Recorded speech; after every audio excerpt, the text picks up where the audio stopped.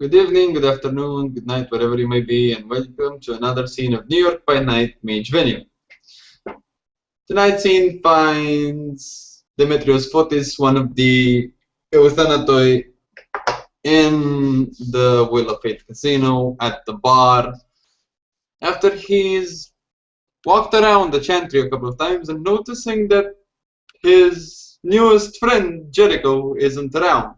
And he just goes down to the bar in his pajamas and his slippers and just sits at the bar and takes a small glass of vodka, just waiting for something to happen. Yeah, someone will sit around them, beside them, sorry. Normal lieutenantary attire, it will jump straight onto Demi's knowledge, and he will whisper and go like, they needed to eat fucking zombies. And Dimi just pushes the glass away from himself and just looks at the guy that just sat next to him. Fucking excuse me, zombies. And he will look at Demi, and he will look at, and he will remember that they are inside the chantry, so this person must be someone enlightened or something like that. And he will look at them and go like, you know something about a wardrobe? No, but something tells me I'm gonna strangle Jericho when I see him. Yes, yes, the wardrobe that belongs to Jericho. Uh, well, two guys came in earlier today. Someone called Harold Bambridge III and No. Gabriel Hunt, saying that they were friends of Jericho and they needed to uh, look upon the wardrobe. So I went with them, and that place inside is horrible. It's full of zombies and death. I killed two of them, and Harold was beaten, and so he's being our most beloved guest in one of the suites. And when And I say guest, I said biohazard countermeasure. Dimi just completely turns facing Azazel. So I take it you're one of us, right? Yes, my name is Azazel Assam. Demetrius Fotis, people call around here call me Dimi. Yeah, you can call me Azazel or Assam or the Indian guy, or what do you prefer? Awesome. Easier to remember. Where the fuck is Jericho? Coming down from the hotel into the casino comes one Jericho, apparently wearing pink latex gloves, but he just goes ahead and takes off, wraps them up, puts into a Ziploc bag, and just proceeds to stuff into his coat pocket. As he goes ahead into the casino floor towards the bar and sees a person he does recognize and a person he doesn't necessarily recognize, he simply goes up and says, "Hey, Demi." And Demi just pointing at Jericho and Assam. You two, back room, now. And he sits up, takes the glass from the table, takes the bottle that he poured into the glass from the table, and heads to the back room, waiting for the other two. Assam Jericho will goes ahead and actually leans over the bar and grabs one of the alcoholic bottles with him and proceeds to follow him. Azazel will grab a whiskey bottle and follow them and get ahead Jericho, side by side with Jericho. I'm like, I'm Azazel, Assam, the new guy from India. Jericho, not new guy. Well, only new guy by a week. Cool. Your Mm. wardrobe is horrible, and he will go after Demi. He goes ahead and is quite perplexed. Says, "I paid good money for that wardrobe. There's nothing wrong with it." Except the world of pain that's inside of it. Yes, the fantastic, real estate opportunities on the other side. He goes ahead and goes into the back room and sees Demi there. So what's up? Demi just waiting for the two of them to get in, closes the door behind them, looks at Jericho with all the hatred he can muster, just being woken up from his sleep. Why, in the good name of Artemis, did you drag a fucking Akashic into our temple? Whoa, whoa, whoa, whoa, whoa. I didn't drag no Akashi into our temple. I did not do that. This is Then why news to is me. Harold around? Harold? I don't really know. The monk said he was your friend. I met the guy like twice. Does that make him my friend? I don't know. He seems to be a cool guy. He's not that blockheaded like the other monks back in India. Anyways, you don't need to worry about him. When he dies, he will not reincarnate because of his whole faith. But he's now being our guest since he was beaten. You do realize we're gonna actually try to cash in on this, seeing as, hey, we helped his ass. Oh, of course, I saved his life. Of course I will cash on him. No, we're gonna cash in on it. Okay, we can cash in double time then. Okay. Second problem, Jericho. Hmm? What is this wardrobe I'm hearing about? Okay, the wardrobe happens to be a stable portal into what we're calling the dark world. It's an umbral realm. It's stable. It's, fettered to the wardrobe. I saw it one day at a furniture store, so I decided to buy it and take it with me, and decided to store it within our chantry. You decided to store a portal to a realm from the beyond. In the chantry. Yeah. Well, have you fight with the creatures of the beyond on that place? Yes. Okay, you know that they cannot die, or so it seems.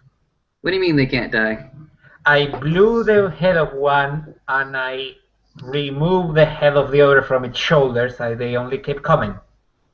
No, don't go for the head. You have to destroy the body. You can blast off the head. You can cut off the head. The thing will keep going. You need to destroy the body. It's like those creatures from that space horror game. Yeah, the space horror game. Mutant. What do they call it? Mutant Earth. There you go. Mutant Earth 3 sucked. For fuck's sake, I just woke up to hear about zombies. Really? Well, we are talking about zombies that don't die when you remove their head. So A lot of things don't die if you remove their head. There are plenty of different classifications for The Walking Dead. Some of which don't die when you take off the head. Well, at least the wardrobe is secure on this side. Mr. Thane is taking care of that. Mr. Thing, good man. I'll have to talk to him again about the particular arrangements, but I say so. I'm going to assume that you are one of the few people to actually go ahead and make the leap. Walk into the wardrobe and explore just a little bit. Yep, sure. What did you find? A world of gray and those creatures. I have discovered that they are blind. Mm-hmm. And they move through sound, and they make a horrible screeching noise to call upon their numbers. And they may or may not have an infectious bite. They may or may not have an infectious bite. Okay. What leads you to this conclusion? Why do you think they have an infectious bite? I think that everything has an infectious bite. Fair enough. Especially when they are zombie-like creatures. Well, it won't do them any good to be beaten. A lot of the mundane diseases around here can kill you simply by exposure, and from the particular environment these dead things seem to be walking in, I wouldn't put it past him to have a Technosot one of these days. But in any case, they travel by sound. They locomote by sound, you say? Mm-hmm. And they are extremely resilient. Extremely resilient. Okay. And also extremely squishy at the same time. Resilient is not the word. They are very easy to hit and very easy to dismember, but they have, I would say, amazing regenerative powers. Alright, so they have sort of like crash compact compartments to them. They can take a lot of damage simply because a lot of their organs aren't necessarily vital to them anymore. Agreed. Okay, now this is all coming from a second-hand perspective, so take or leave what you all want. Personally, I'm going to go ahead and take the idea that they travel by locomotion. That's something that we can definitely use next time we go in. Okay. First of all, and I don't like to wave my dick around, Jericho, but did it even cross your mind to let me know that you're going to fight zombies? Hey, I told them they were taking their life in their own hands. You were sleeping, and I didn't know that there were zombies. If there are zombies, I can get up there with a lighter and finish this business extremely quick. No, don't go randomly destroying things. Please don't. No, I will just go upstairs and burn the thing and chop it down. No, you're not. No, you're not burning down that wardrobe or paid good money for it. Okay. Do you want to burn down the wardrobe? I can give you my lighter. No, nobody is burning down that wardrobe. I paid good money for it. I'm still researching that dark world. And Jimmy just looks at both of you. Okay, guys. Sam, welcome to the Chantry. Have fun. I'll talk to Remy, but... Or actually, does Remy know that you're here? And he will just... sorry, what? Remy, tall guy, thick French accent. The leader of this fucking Chantry? Yeah, the weird guy. In a manner of speaking, yeah. Yeah, I haven't met him. I was sent here from the Kali temples back in India. Fair enough. Sent from India. Fair enough.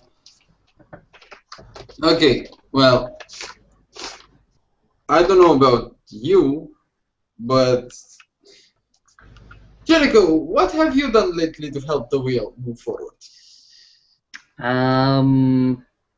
I've gone ahead and set up my own little sanctum in the Marble Cemetery, which you helped graciously enough. Besides that, I went ahead and pushed one of the Hermetic apprentices towards an Angel of Death, which I found particularly funny. But other than that... Angels of Death, what the hell is that? Oh, yes. I have met Death. Really? Yeah. He goes by the name of the Death of Rabbits. No, you met a sociopath.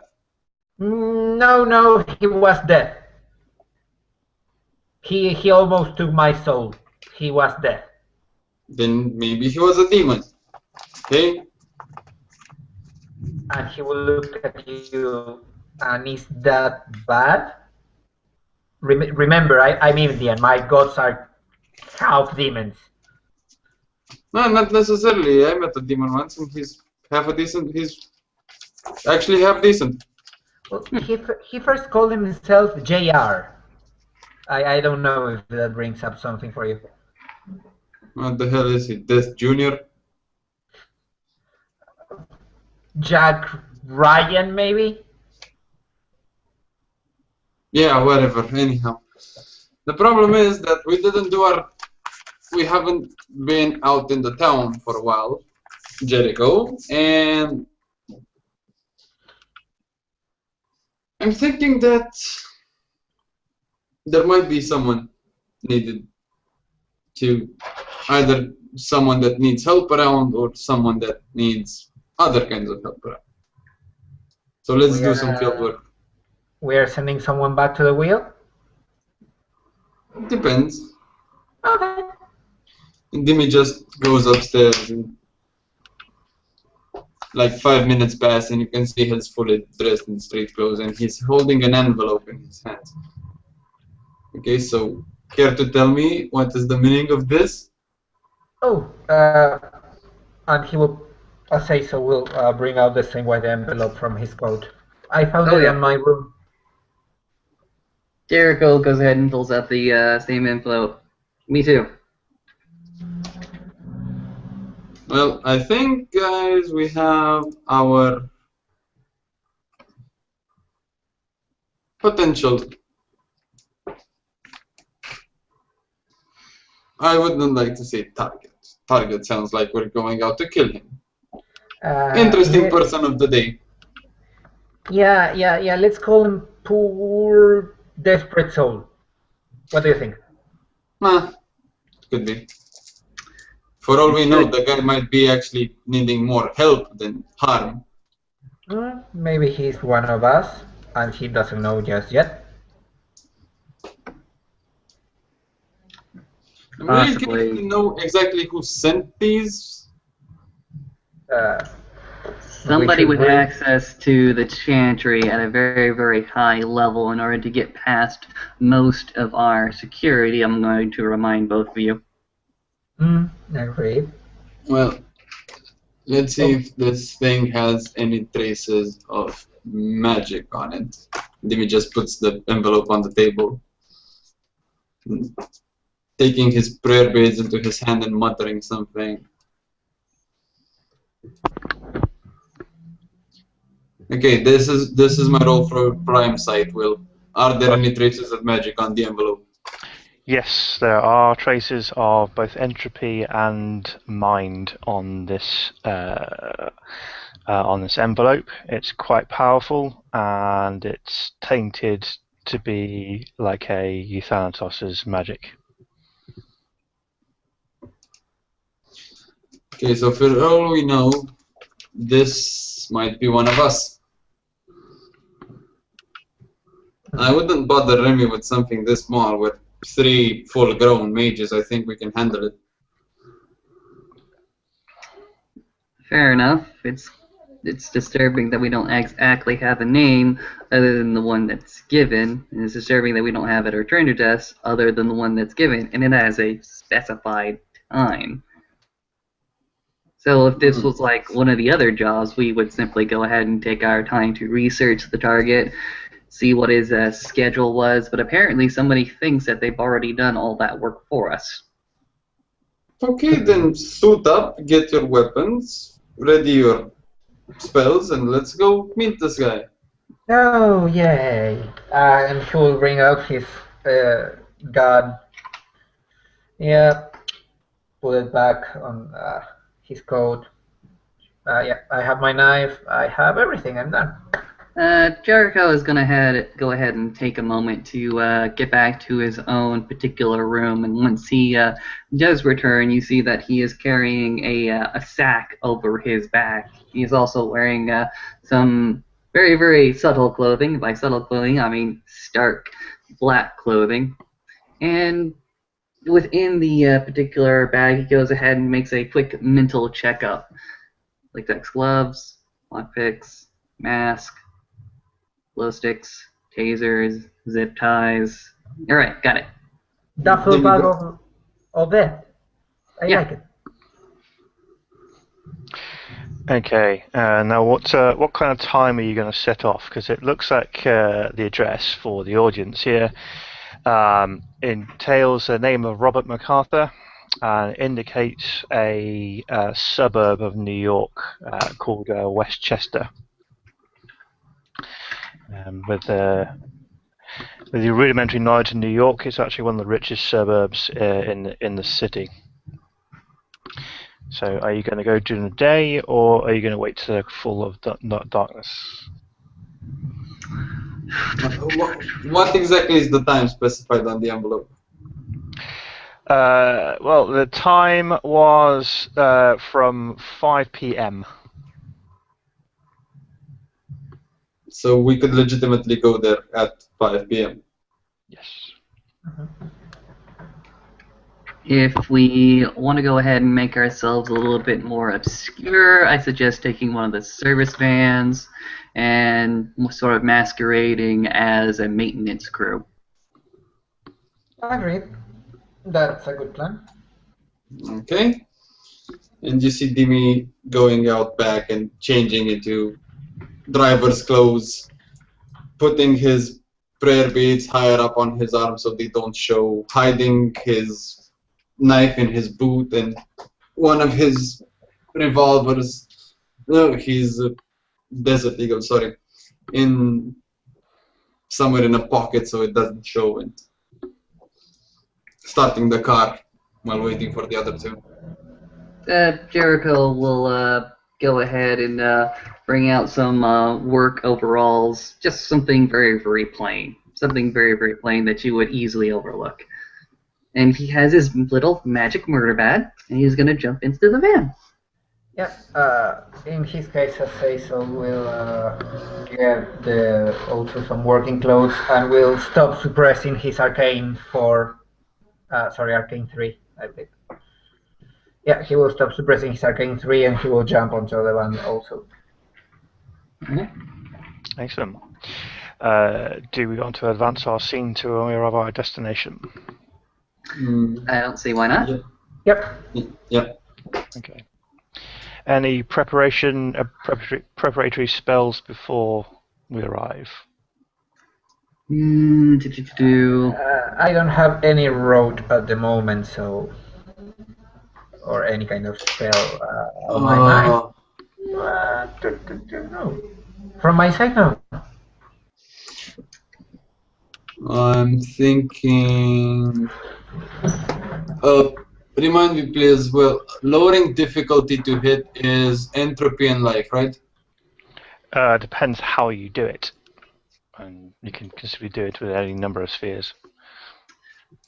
Well, if you would like, I'll go ahead and take advantage of the back of the van and proceed to start just subtly casting an entropy 2 effect, or to make ourselves less likely to be noticed by traffic cameras or other authorities. Is that possible? Yep, that's perfectly possible. We won't need to do rolls for that one. We'll just take it as automatic successes for you. Thank you. What is your arete, sir? My arete is 3. And just throw up the rolls. Okay. Yep. Okay. So there's a great. You feel quite happy with the incantation that you do. In fact, people instantly forget you. You hear a few random curses words from people in New York streets and roads, and they instantly forget you and your van driving through the roads. Anyway, I think in regards to what you want, you can either have an incantation at lowest difficulty by, say, a maximum of 3, or increases successes on X amount of attack rolls, depending upon which way you want to go with it. Lowering difficulty down to 3. So we can assume that is cast on your weapon. Which most likely will be my knife. Okay. So it's remarkably easy, or the knife seems to seek for vital organs. Therefore, any attacks using that knife will be at -3 difficulty. Okay. You won't need to maintain it with contestants. And would it be possible to make another spell to bump all of my physical attributes up to 5, meaning my strength and my stamina, actually, because I have Dex 5. Okay, so assuming that Alejandro will be taking over the wheel while you're doing this. Yeah. I don't have any problems with that at all. Just bear in mind that you just note down in the chat what the difference is between your stats where they are now and up to going to 5. Just on my own records.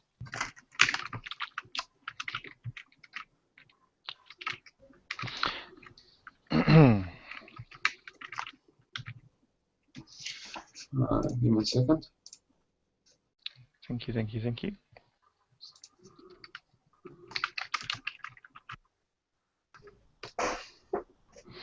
All right, yeah, thank you very much.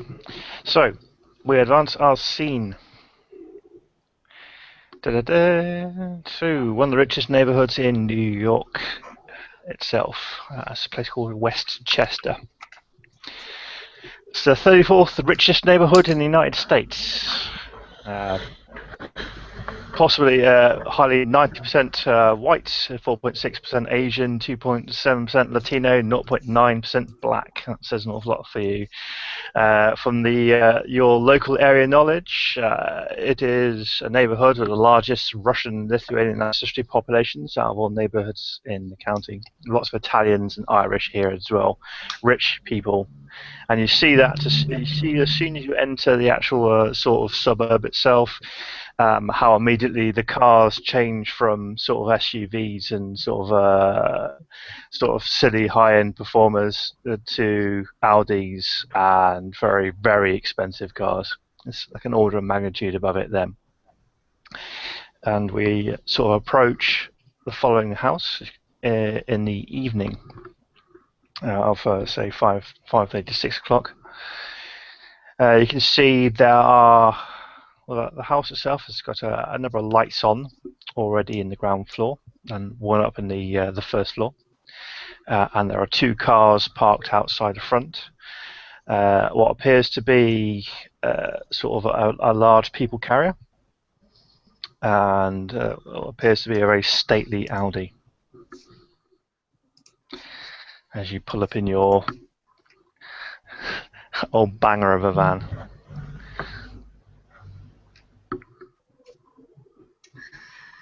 All right. Guys, I drove most of the way here, so you do the talking. Talking is not my thing. Okay, 2 cars, lights on. What time is it? About 6 o'clock. Okay, 6 o'clock. So we've already passed the deadline if there was one. Nothing fantastical is going to happen yet, or we've already missed our time slot.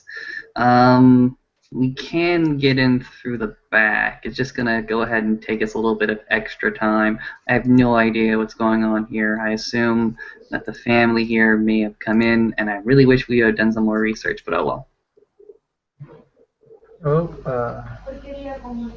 probably they are just waiting for us to. I know this might sound crazy, but knock at the door. Yeah, what about knocking on the door, Jericho? I was just thinking about entering the establishment without being noticed. If you two think it's more appropriate for us to go ahead and bang on the door, you think that's better for the wheel, I'm not going to go ahead and argue with you. It's not the 3 of us knocking at the door, it's the one of us that looks and most inconspicuous and can talk better. Alright then. Here's what I suggest. We continue with the charade. The person who goes up, be maintenance. Make up some kind of excuse that follows with the rest of the van, okay? He will look at okay, electric light department, and he points to the lightning, to the poles of light and all the machinery around. Maybe we are city workers? Yes, we're city workers working on the electrical grid of this particular neighborhood, of this particular block, and that you should explain that sometimes we'll have some service outage. Which would explain the blackout that we want to create. Okay. Jericho. And you see Dimi reaching for his gun and just loading it, taking the safety trigger off and subtly hiding it. Okay, all 3 of you make... Sorry, to interrupt there. Can all 3 of you make a perception plus alertness roll, please? Fair enough.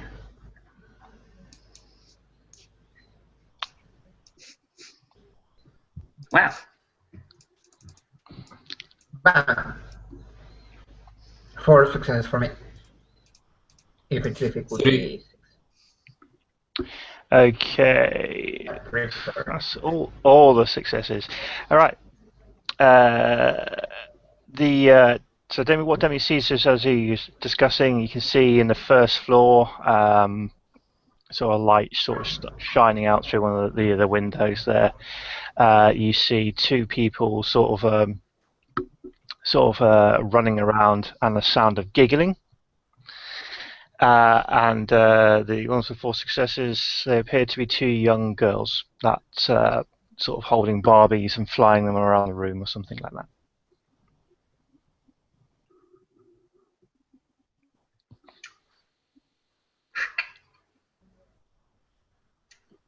I'm just gonna look at Cecil and say,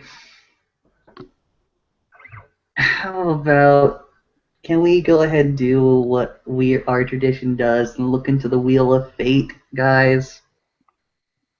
Just to make sure we're doing the right You thing. can look into the wheel if you want. It's no harm done, just knocking at the door, pretending you're someone else. And if it hits the fan, I've got my gun ready, we can pop out and we can handle the shit later. Yeah, but you know, and he will extend his hands to both Demi and Jericho.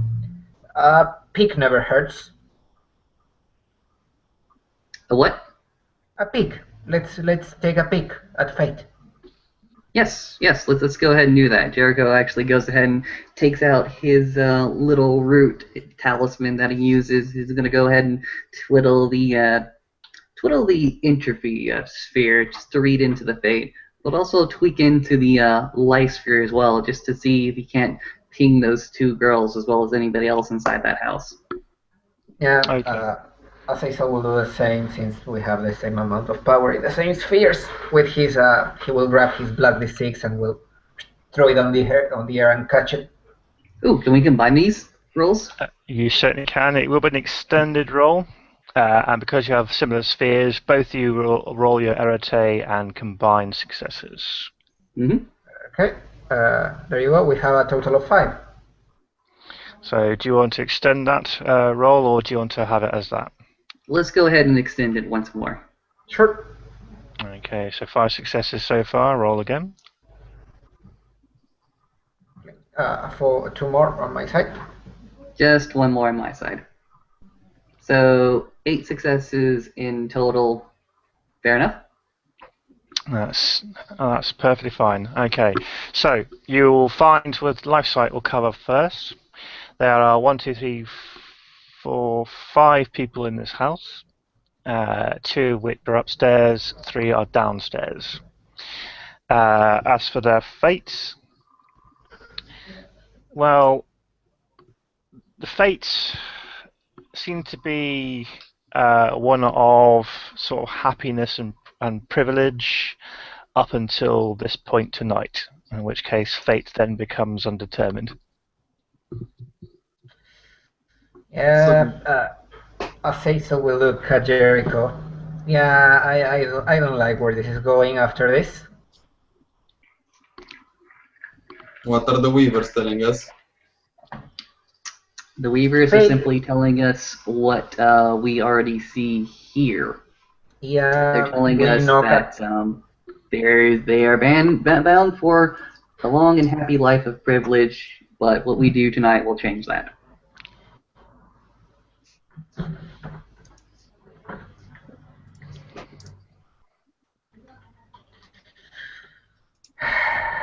Fate is undecided, so let's stick with the original plan. Go out there and knock. Okay. Go ahead, What I say is you go and knock, Jericho. Me? Why me? You have a friendly face. And you can see Dimina trying to find his. You're not. Oh, and he will look at me, and he will look at you. This is America, and I'm from Middle East-ish. Have you seen the people around this block? They are white as white bread gets. All right. Jellicoe's right. going. All right, fine. I'll go. I'll go ahead and make some kind of introduction. I hate you both.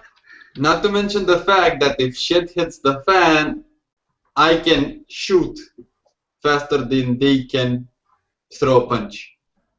All right.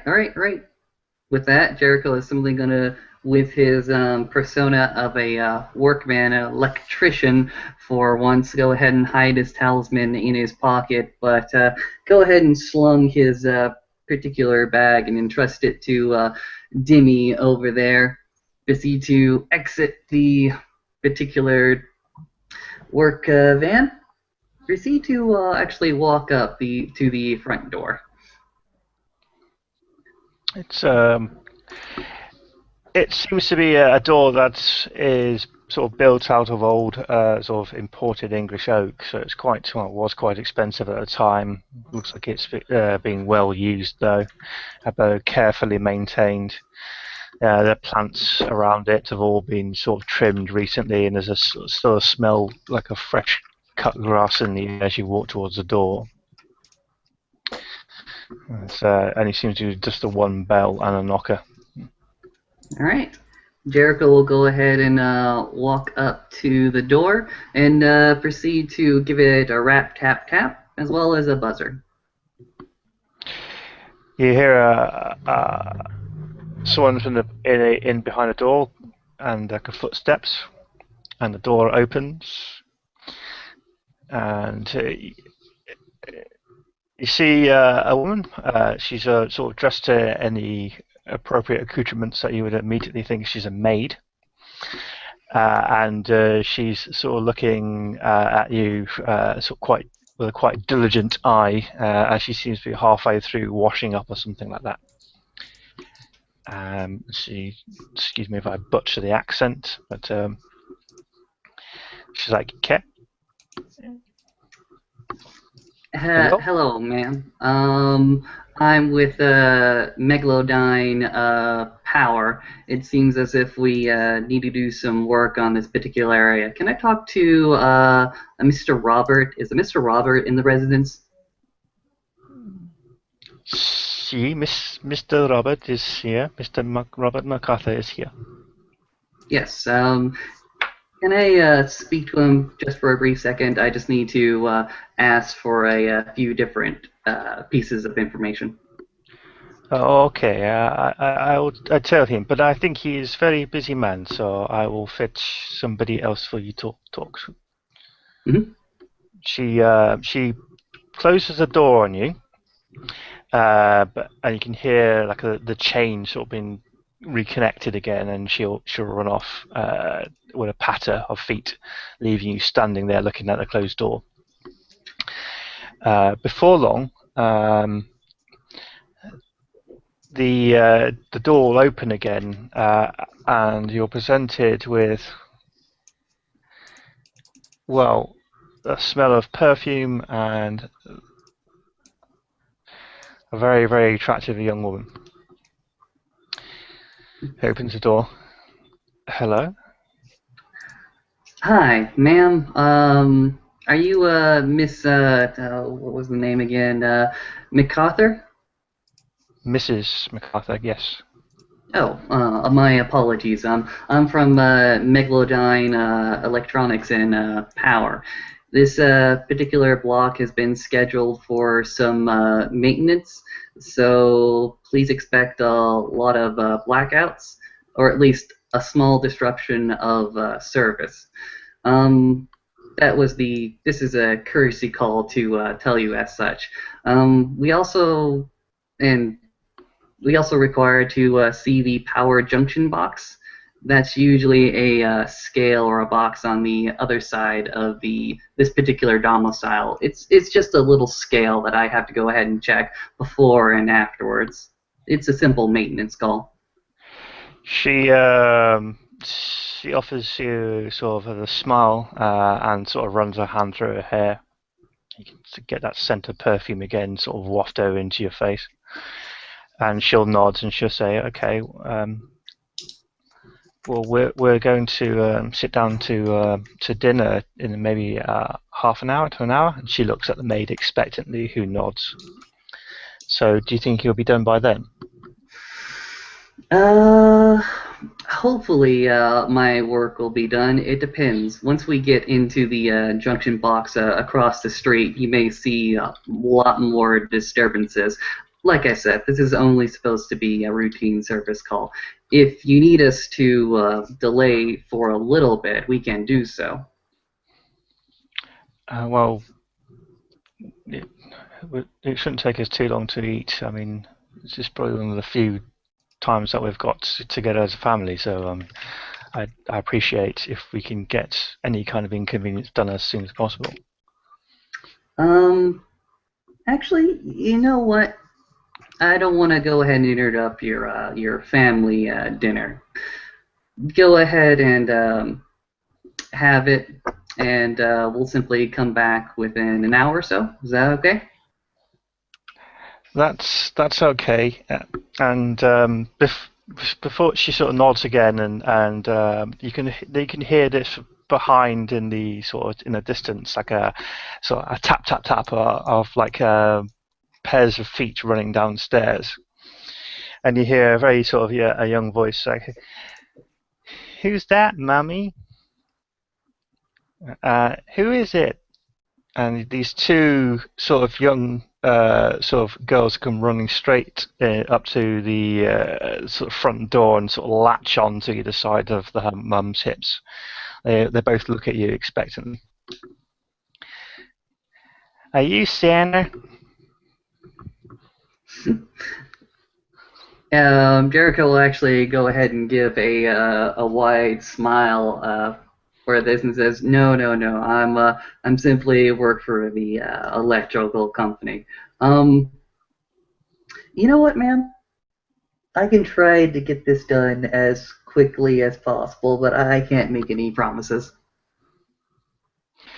One of the girls who look actually like identical twins will sort of share a silent glance with each other, and one of them will go, "Are you a tooth fairy?" She points to her mouth. "Because I got a tooth is coming out." You know what? I hope the Tooth Fairy does see you, and I hope she goes ahead and gives you what that tooth deserves. He goes ahead and looks at the missus and says, "And if you could just show me the way to the junction box, I have a few of my other people in the band who will go ahead and I'll let them in discreetly so that I don't bother you and your family." Okay. Girls, go on up ahead and continue playing, and Mummy will be up shortly. And the two girls are like, "Okay," and run away. And one of them asks you if you are Santa. Stops and sort of looks over her shoulder at you directly and goes, "You're funny looking," and then runs away. That I am. Caroline will again sort of smile, and like sort of hold her hands out in a gesture of like, "Sorry," and go, "Look, sure. I mean, hey, can I see some ID? I know it sounds strange asking you, but you know, have to be careful these days." Okay, sure. And Jericho will actually, I don't have that particular sphere, go into his pocket, whip something out that, crap. Go ahead and look at his lapel. Oh, fuck. I'm sorry, I must have left it into the van. Like I said, I'm very, very sorry about this. This is totally unprofessional for me. But if you give me a second, I'll go ahead and get one of the other people to show you the identification, and then you can let him in. How about that? She'll just smile will fade for a minute, but she'll nod. Okay. I'll yeah, if you promise to hurry be as quick as you can, that'd be brilliant. Oh yeah, of course. And at that point, Jericho will go ahead and backpedal just a little bit, and not necessarily move any faster than he needs to. Just simply walk back to the van, open it up, open up the back at least, and look at the two inside and lean in and saying, "Okay, I sold the story, but I couldn't sell it all the way. I need ID." How we should help with that? Okay. How many people are in that house? 5. I can't knock them all out. What? He will look at Jericho. They seem to be weird. I don't really know. They seemed very, very normal. Okay. They're settling down for dinner. Okay. How can we give you? And he goes like clearance or whatever, or authority, or what you asked for. Demi looks at both of them. Okay, how good are you with practice? Quote unquote matter. Not that good. Assam? Don't look at me. Okay, so we can't make an ID. I have an idea. Jericho, remember what you did in that bar to fuck up the whole camera system? No, I don't know that particular idea. Don't you remember what you did when you fucked up the cameras? I ran down a freaking mag strip down them. You cannot make them see what there is not there, also known as you can't mind fuck them. I can't change their perceptions. Yeah, Manas is far away from me as well. I'm not that good at it. I only have 2. So what now? Well, we can leave. That's still an option. We can make up some kind of excuse. Nah, we can legitimate. You know, I heard my mother telling me that 3 mages can put their forces together to do something. We can make rain IDs. We can work together to fuck up the electrical system. Okay? Okay, that's more like it. And once you have a whole house in the dark, and you have electrical workers right in front of your house, you're gonna want your problem fixed. And he will, Sam will look. Well, maybe we can nudge fate a little bit. A little bit of bad luck on the electric system. I'm leaving it up to you guys whether or not that will work or not. He will look at Jericho. People normally doesn't remember me if I don't want to. Alright, so what are you suggesting? I have one of those faces. Let's get me in the house. I can literally make them faint and sleep for a couple of hours. Yeah, let's knock down their power. Well, let's knock down power around with a little bit of notch to fate, and let's go in. Darkness, okay, magic. He's holding his hands up.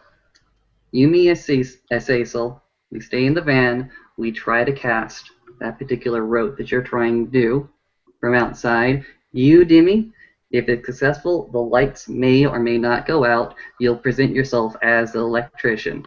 Okay? I still need to get into the house, and I don't have... You'll walk through the front door. Once the problem is there, they will want to. They will need one of us inside to fix it. I agree. I'm not that good of a liar as well. But, and he will bring out his wallet and bring out a random card from inside and pass it to Demi. People in the darkness doesn't look very carefully to things. Okay, and Dimi just takes out his wallet, puts the card that they gave him, puts his wallet back in, puts the gun on the car seat, and shoves his knife a bit deeper into his boot and tries to cover it as best as he can. Gave them a quick flash, and that's it. You are Megalodine engineer technician. Got it? Megalodine engineer technician, okay. If there's Okay. one thing I can do is remember stuff. Awesome. I say so. Let's get to work, okay? Sure. And he will play again with his little dice and sit and extend his hand to Jericho. Ready? Yeah. Jericho is simply going to go ahead and get cross-legged and have the salt shaker in his hand. Simply look down at the salt shaker and start to whittle off just a little bit. Just shake some random pieces of salt onto the ground of the van. Kali, please, if you're there, listen to your humble servant words. And here we go. Roll it. All right, I'm spending Good willpower on this. 1, 2, 3 successes. And we should extend it a little bit more to be sure of a power outage. Yeah, we definitely should. Yeah, on this second one I'm expending willpower because I'm not that lucky. Okay. And I've already spent mine, so for the evening, I'm not going to go ahead and do it again. Oh, nice. I got 3 successes from this. I got 4 successes from this, combined it together, 7 again. Yeah, for me it's like 5 total. For me. Yeah, you've just thrown you've deprived the whole. You can deprive the whole street without power if you wanted to. Yeah. Thank you. And the minute Dimi sees the lights go off, he just looks back at the van, at the guys, and be like, okay, here goes nothing.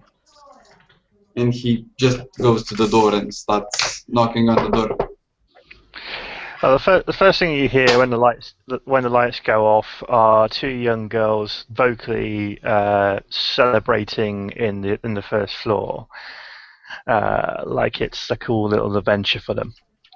And the second thing you hear is 2 pairs of feet come rushing down the stairs towards the front door, and the door open sort of silly quickly. And 2 young girls are looking at you. Smiles on their faces. Yeah, girls, I'm from the power company. I need to fix this, quick.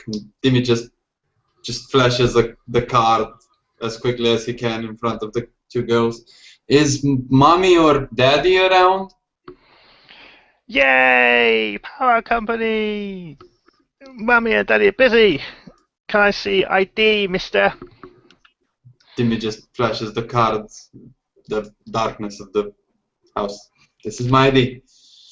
They, what they'll both do in this regard will try and make a grab for it. Can I attempt to move my hand out of the way so they don't get it? You certainly can. Just make a dex roll there. Just brute dex. Yeah, just pure dex. Okay, give me a second. I'm These spending kids are willpower on this. These kids are smart. 1, 2, 3, 4 successes. Both of them leap up, and then because they're only about like 3 foot tall, they both have they both puff out their faces, in sort of like consternation as you just basically just lift your hands above them, so it's impossible for them to reach. And both of them will just say almost in unison, "Meanie." Hey, it's for mommy and daddy only, and Dimi puts the card in his shirt pocket. It's for mommy and daddy, it's not for kids. Okay, stay, stranger, and we'll go and find mummy. And they sort of both clatter off into different directions. One of them will come back shortly holding a stool in her hands, and she runs right up to you with a stool, plonks it down in front of you, gives you a look of consternation and concentration, leaps up onto the stool, and will try and reach for the ID again. And Dim is gonna try and dodge again. 2 successes. One fails. Completely, sadly fails. And they'll will actually now look rather huffed out and will sit down cross-legged on the stool right in front of you with that awkward young girl stare or awkward young person stare, like makes all adults uncomfortable.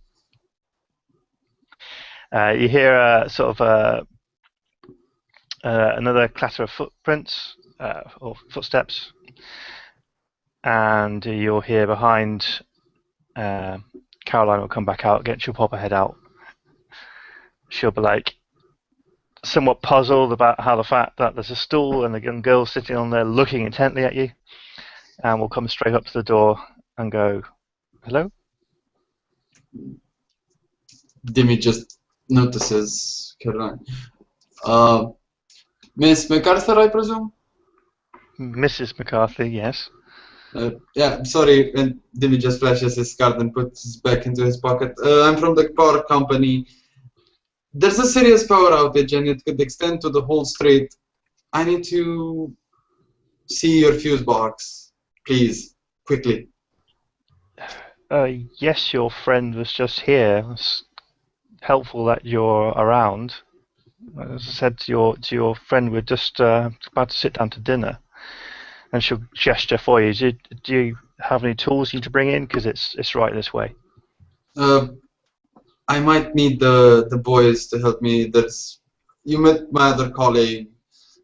There's one more of us outside. It's faster if the 3 of us work at the same time, if you don't mind. If it's not too much trouble, but I think you'd rather want us to be over with it quickly so you can enjoy your dinner in decent lighting. Yes. Can you? My husband's in study, and she'll point in direction. So please try not to disturb him. Look, if I show you where the fuse box is, will you be okay sorting that out? Because I sort of need to finish serving up with Rita. Yeah, no problem. But I'll just go and grab my colleagues from the van, if you don't mind. She'll pick up one of her daughters that's sitting looking at you, and even though that she's been held, sort of manhandled, plonked down onto her feet again, and sort of shooed off towards upstairs, she's still staring intently at you.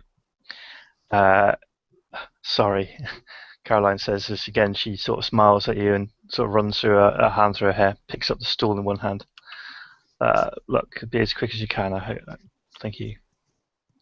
Okay, and Dimmy just rushes out of the house and goes and opens the back doors of the van and just gestures for Jericho and asks them to follow him. Come on, we don't have much time, guys. Okay. What'd you do? They're still awake, but they bought the story, and we can get in. All 3 of us can get in. Sure, let's go. And Assam will take advantage of his Arcane 3 at the moment. Okay. Jericho goes ahead and grabs his magic murder bag, as he is wont to call it right now, because this is going to be stupid, and he goes ahead and actually distributes to each of them a glow stick, actually, because it's dark in there. You might need some light. Alright, and keep the lockpicks within the meticulous tools, like those gloves, like work gloves, it's fine. Everything else gets hidden into a secret pocket. Okay, awesome. Jericho goes ahead and slungs the bag over his shoulder and proceeds to follow Dimmy. Caroline sort of nods towards yourself, Jericho, as you approach again, and will sort of smile and wave at well, the ethnic minority among you.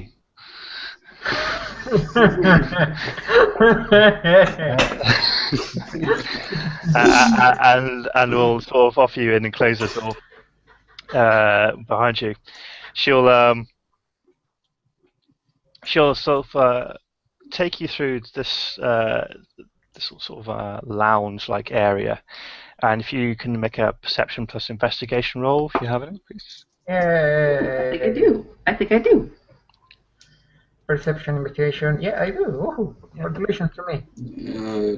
Uh, And I got a botch because I'm amazing. That's unfortunate. Oh well. 1, Perception. 2 successes. Okay. Andrew, make a stamina roll, please. Yep. All of us. No, just say Andrew. Ah! Okay. 10-8. Nice. Okay. Take a point of bashing damage as what essentially happens is the three of you walking through the office sort of in this like lounge-like area, looking around briefly. Alejandro, you slip over on a rug and face plant. Oh God, it's amazing. I take damage from a rug, but not from attacking zombies. That's my fate. And Demi just goes over to Assam and helps him up. Sorry. On your feet. Yes. And he just shakes his head. Ah, God. Caroline will rush over, sort of with a look of concern on her face, and she'll like tap her back. Oh my God, I'm so sorry. Oh, don't worry, please. I'm fine. It's it's completely my fault. We should have had that rug sort of stapled down ages ago. No, please. It was me just being careless. We are going to be as quick as fast to solve your problem. Okay. So look, are you okay? She points at sort of a bruise on your face. Do you need anything like a drink of water or ice pack or something? Do you? No, thank you. I will be fine. Thank you very much, Mom. And she'll take the lead again. However, that distraction has given the two of you enough time and an opportunity to look around the lounge. And the first thing that you notice are pictures of the family, very happily, sort of in both sort of wedding photographs in sort of in the country, wearing like sort of 10-gallon hats, sort of around sort of around the states of New York and around the United States as well. You see pictures of a man and Caroline standing there, all smiles, standing outside like a hospital clinic, sort of cutting ribbon, cutting tape, arm in arm, hand in hand with homeless people at homeless shelters and initiatives. Sort of younger pictures of them both graduating from sort of what appears to be a university or law school. You see sort of merits and achievements on the walls, pictures of the kids have drawn for them. And you see also the appointment for New York City governorship. So Mr. MacArthur is one of the one of the governors or the staff on New York City Council.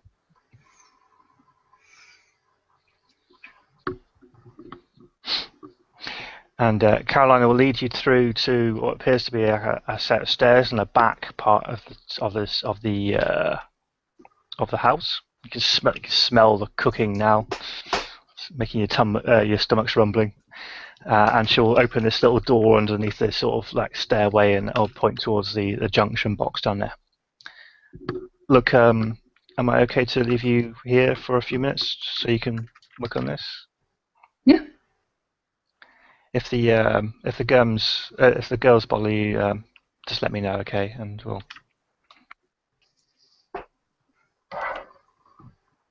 And she'll walk off. All right. Jericho will go ahead and take the steps down because I presume it's a couple of, or at least a flight of stairs down, right? Yeah, maybe a sort of a large, sort of like a sort of underground cellar that the suburb houses have.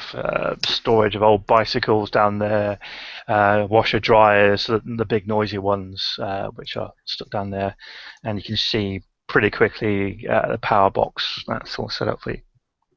All right, this is what I'm gonna do. I'm gonna head ahead and make sure my compatriots are well down the stairs before I go ahead and close it, as well as shove something. Just try to keep it closed, either with some random debris or with some duct tape, because duct tape is always working with me. Mm-hmm. So I don't want that door opened. Yeah, you can prop it closed without much of a problem. All right. With that, I'll go ahead and return to my compatriots and simply say, "Okay, we're in. Now what?" Well, I'm thinking, never tried putting a whole house to sleep. It already usually implies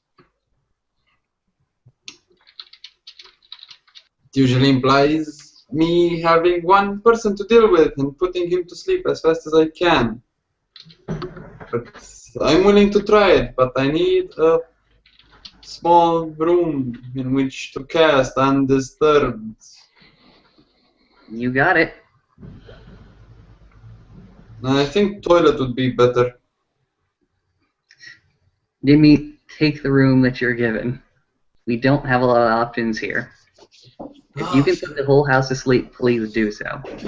Fair enough. And you see Timmy kneeling, clutching his prayer beads and starting to invoke the name of Hypnos, the Greek god of sleep, trying to see the woven patterns of the threads of life around him. And we'll begin this wonderful extended cast.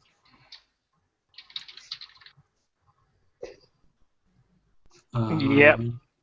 So if you're doing a correspondence life effect, I assume. Yep.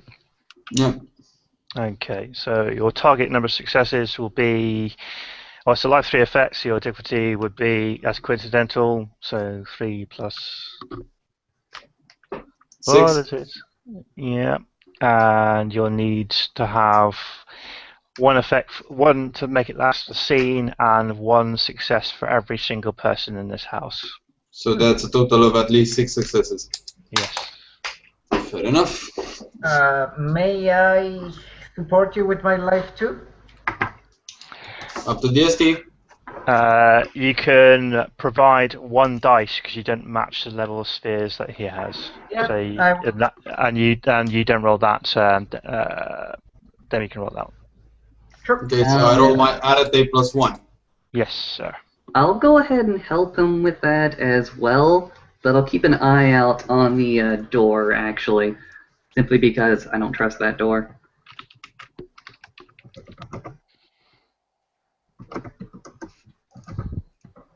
Okay, so I'm rolling 4 dice. Am I right? You are. Okay, spending 1 point of willpower. 1, 2, 3 successes. That's 3 successes on my first. 4 successes actually on my first roll, because I spent 1 dot of willpower. And Okay, so 4 successes. And your magic continues. Yep. Spending a willpower again. This is gonna come and bite me in the ass later. 1, 2, and another 3 successes, which gets me up to 7 successes. So I've got the required amount of successes plus 1. So I needed 6, I got 7. So the Hypnos responds to your commands and unleashes a sleeping haze. Doesn't seem to be really drowned in quintessence in coincidence, though, that all 5 people will suddenly fall asleep. So there may be some repercussions from this later. But you hear 5 thumps from well, 5 thumps from the ground floor. All right. Good work, people. Now let's go ahead and find this Mr. McCarthy. Yeah, I'm a bit tired right now, Jericho, so if you wouldn't mind actually localizing him, because took something out of me. He should be asleep. No. And the poor woman pointed to her study, so... They're all asleep, and they're gonna be asleep for a while, so you can talk normally. There's no need to whisper. It's not like they're gonna wake up unless someone trips again. Guys, we still haven't decided what we are going to do with Robert. Find him. Wake him up. Find him. Ask the fates. If he deserves to live, we'll wake him up and see what his problems are. If he doesn't deserve to live, I can stop his heart. He just had a heart attack. We fix the fucking lights. We get the fuck out before everyone wakes up. Problem solved. Fair enough, but let's do it quickly. I don't like the amount of time that we've been spending here. Let's go. Cecil will start slowly going upstairs to the study. Jericho will go ahead and make sure to unblock the door. Okay. So the house is peaceful and without power. And I take it you're going to go to the study now. Yep. Yes. Okay. Jericho is actually at this moment going to go ahead and put on the cap, which could descend into a mass very quickly. Okay. Could all of you make a perception plus alertness roll, please? Difficulty 8. Oh, yay. Perception, alertness, 8. Okay. Ooh. Okay, 1 success. That's not that bad. No successes. Okay. So each of you creep through the sort of the ground floor hallways. As you reach the study, you can smell some wonderful food being cooked in the kitchen. Do you open the door to the study? Actually, this is what I'm going to do. I'm going to go ahead and take a little bit of risk here. I'm actually going to go over to where I believe the kitchen and or the dining table to be. Okay. So you head back. Also donning my latex gloves now. So you head into the kitchen. Mm-hmm. The first thing that you'll see there will be sort of pans and pots on a hob that in a large open plan kitchen that are quite happily bubbling away. The sort of food that's in an oven.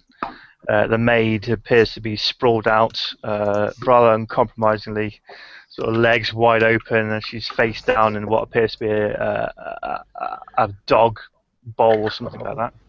Ew. Poor woman. A dog bowl. Oh, yeah. Fuck. Yeah, the puppy. Okay. Actually, this is what I'm going to do. I'm going to go ahead and check the food. Can I do that with a quick life 1 effect? Is that possible? Well, the food's being cooked, so I'm fairly certain it's dead. Okay, What are you fair trying enough. to find? What are you trying to find for it? Actually, I'm trying to find some sort of illness, disease, toxin, and or poison that might be within the concoction. I see. No more than you would expect to do or find in any food that you would buy from a supermarket. Okay, what I'm going to do is I'm going to actually take my latex glove and start to turn some of these things off before they become a real big hazard. Excellent, excellent. And then I'm actually going to go ahead and walk from the kitchen to the dining room and check on the other people I think might be there. Okay. 2 young girls appear to be both asleep in their chairs. Okay, twins are here. The maid's behind me. Where is the Mr. and the Mrs.? And after accounting for people, actually, I'm going to go ahead and look at the table and see how it's arranged. I'm actually going to go ahead and read the fates to see where Mr. MacArthur would actually sit at this particular table. Can I do that? You certainly can. Cool. The first thing that you notice about the table is it's not it's square. It's not rectangular. Square, not rectangular. Okay, so there's it's no not- head to the chair. Exactly. And no head to the table, excuse me. Yeah. Alright. That's absolutely right. I go ahead and take out the talisman. I go ahead and rub the entropy one. I go ahead and see where MacArthur would seat at. Okay. It doesn't seem to give you a fix at all. Like he would sit at any of 4 of those seats. Okay.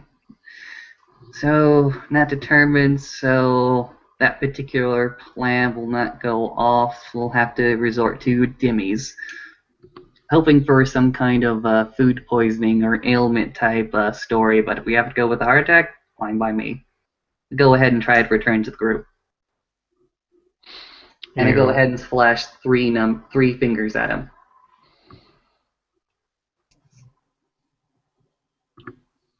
Three what, Jericho?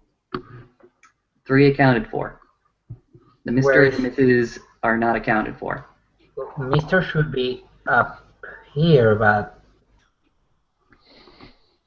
the woman.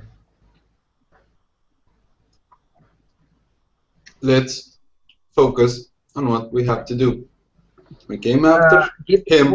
One second. Can we try and see who's still? He will look at Dimi. Can you find people who's not asleep other than the 3 of us? If you get a response for 3, I'm fine.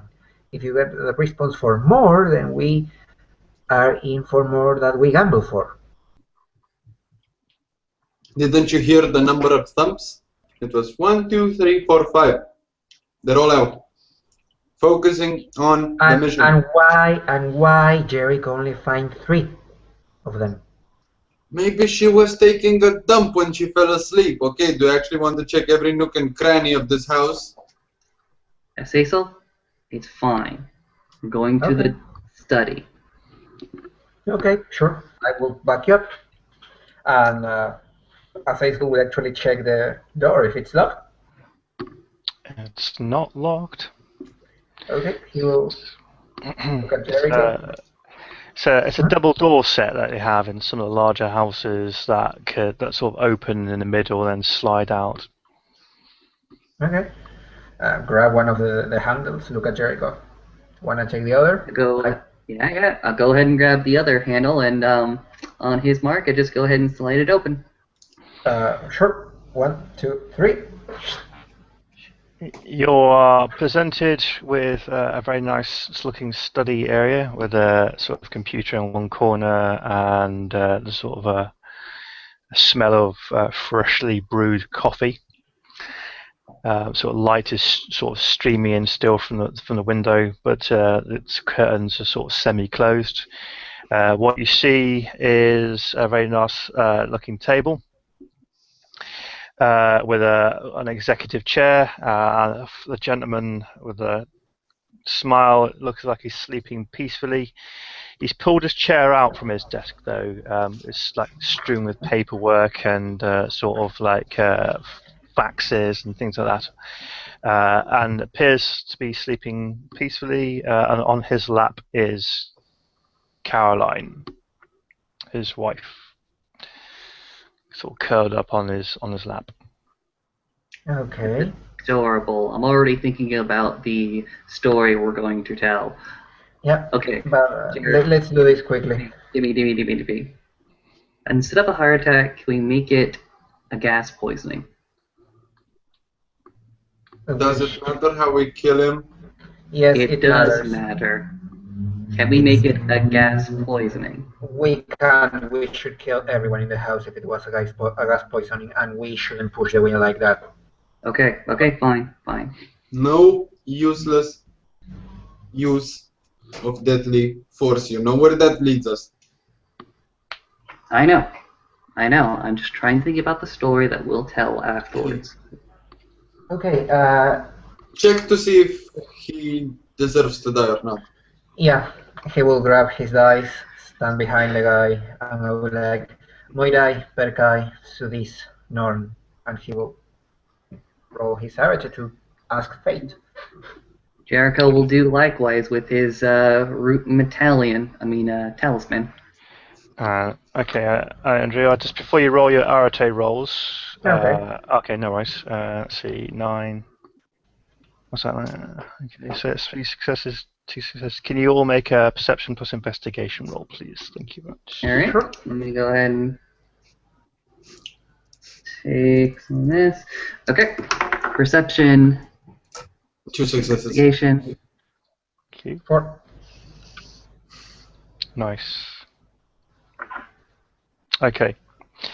So the first thing that you notice from your cursory investigation of this place, on his desk is a load of paperwork that has New York sort of Borough Council written on it.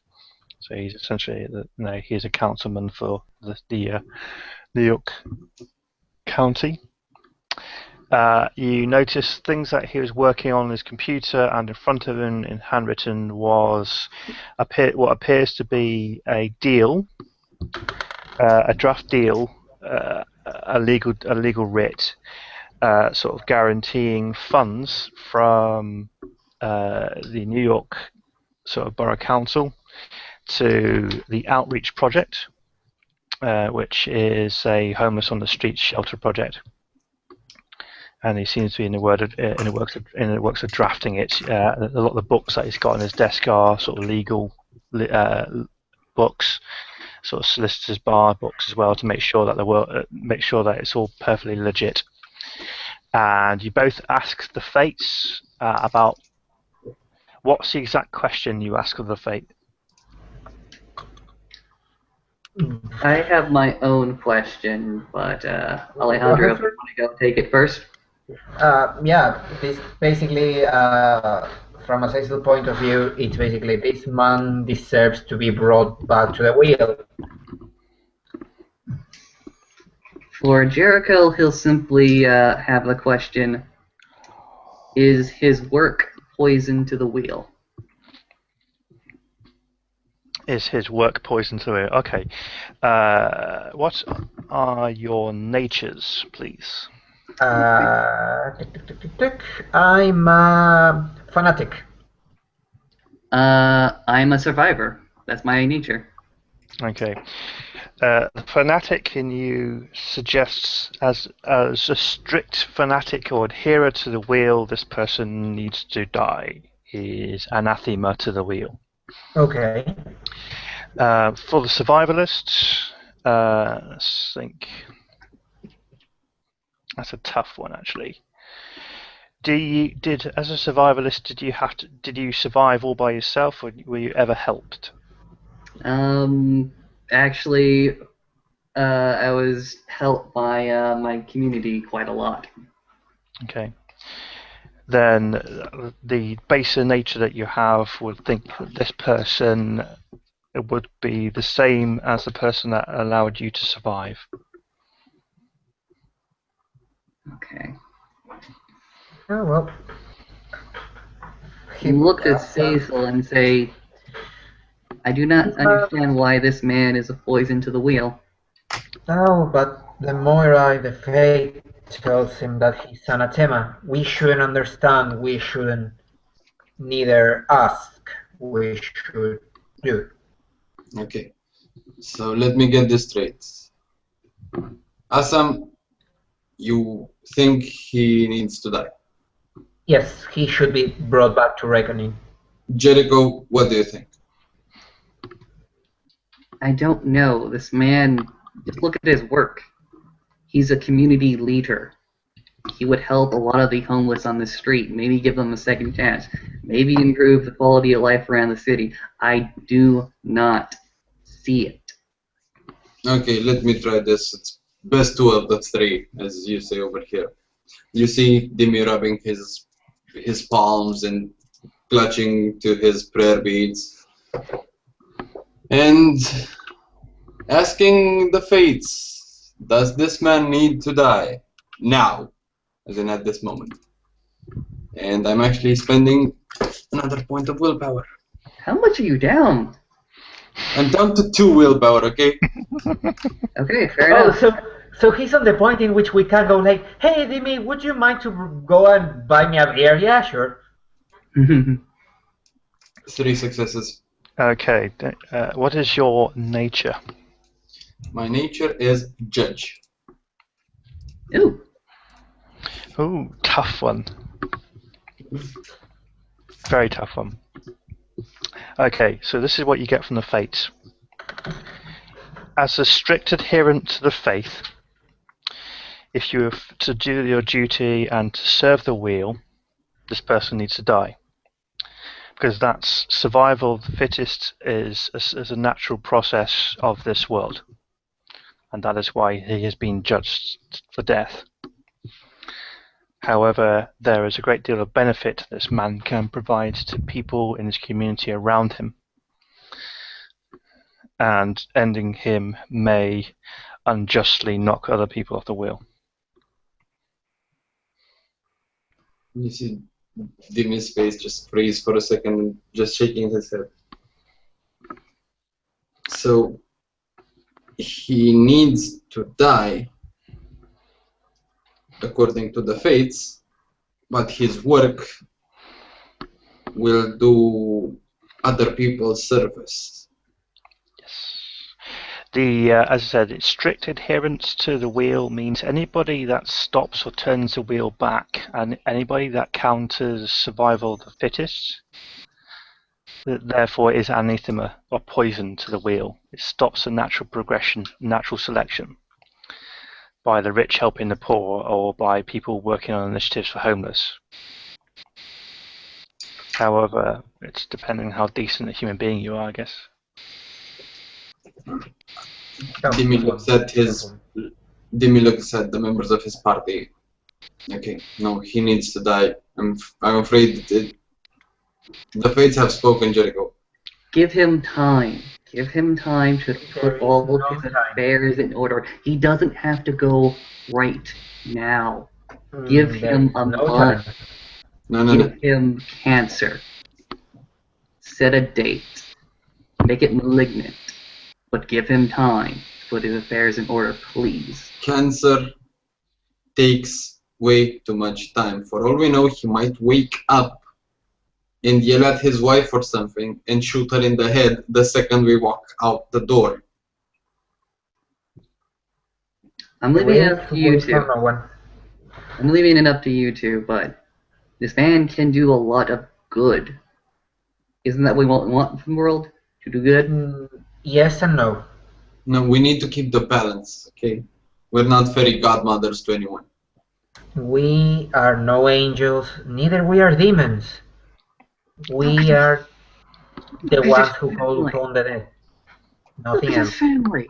Just give him some time to say goodbye to them with an illness.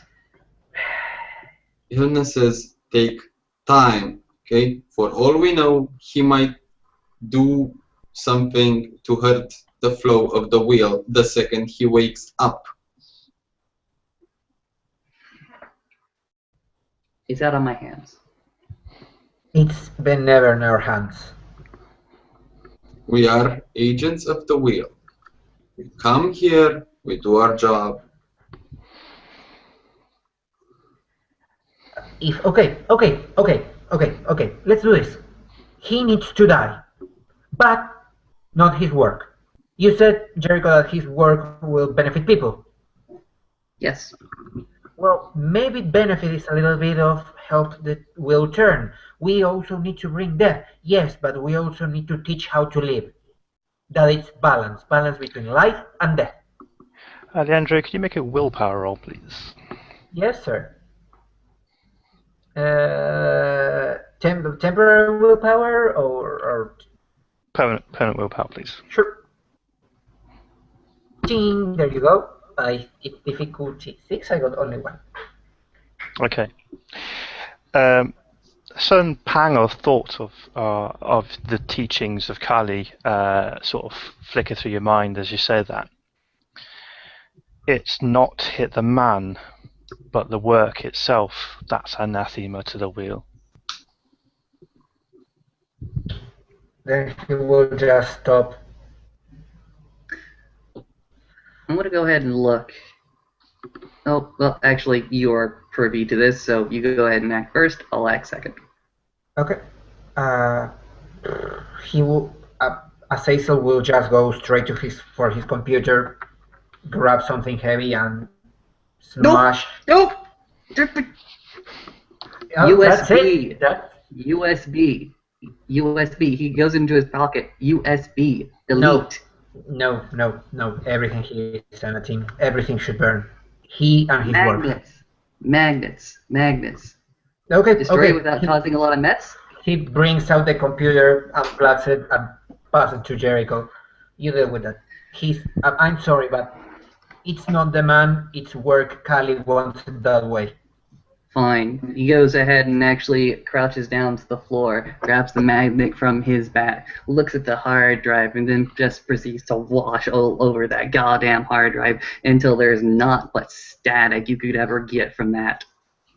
It's not the work. He needs to die.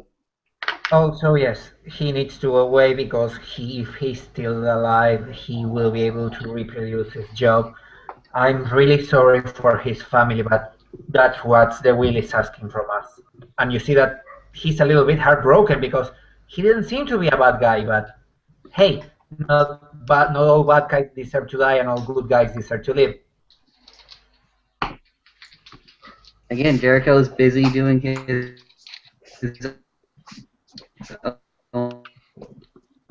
Azazel will look at Demi. All yours. And you see Demi rubbing his hands again. Oh, one second. And he will just kneel and whisper to his men, "We are not taking your life because you did good or you did bad. We are taking your life because it's necessary.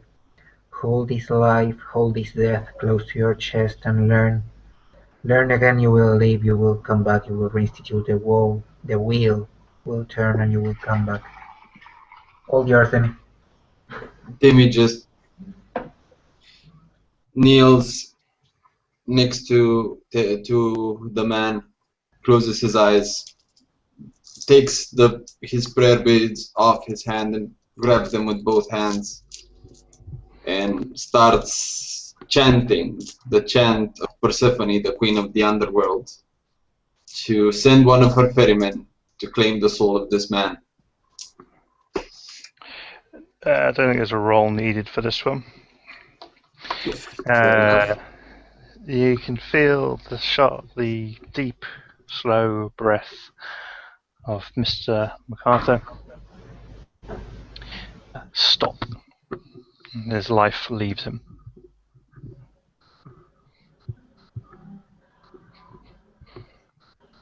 Our work here is done, brothers. The wheel has turned. Jericho, like you said, still picking up all the legal documents, making sure they're prepped for later disposal, and he'll simply not look at his two compatriots, just look out through the door of the study, walk in that direction.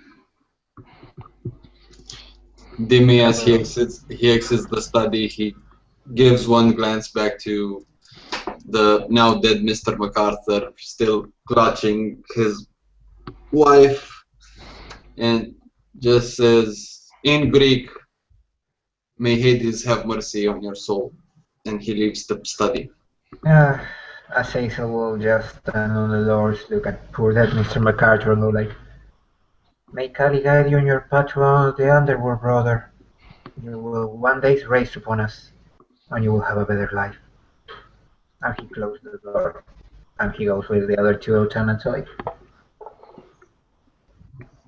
And I believe, if without further objections, we can end our scene with congratulations to all three of you for playing your natures. Please refresh your willpower, all of you. Thank you. Thank you very much. And thank everyone for watching. Thank you, Will, for guiding us through this amazing adventure. Stay tuned for more of the Utanatoy thingy magics. Thank you very much.